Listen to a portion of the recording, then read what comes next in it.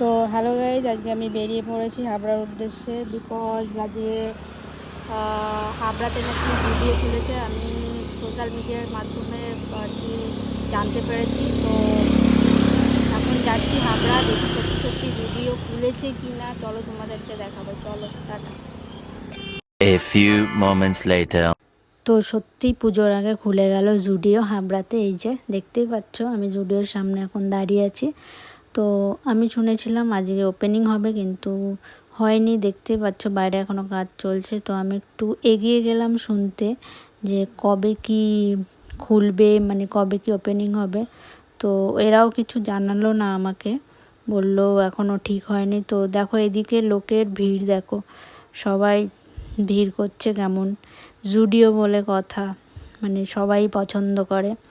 তো আমি কিছুক্ষণ দাঁড়িয়েছিলাম এখানে আর লোকের একটু রিয়াকশান দেখছিলাম। মানে জুডিও দেখে সবাই তাকাচ্ছে, মানে রাস্তা দিয়ে। এরা তো দল বেঁধে চলে এসছে শপিং করতে, বাট এদের ঢুকতে দেয়নি। এই দেখো, মানে যেই পাস করছে না এর সামনে দিয়ে সেই তাকাচ্ছে।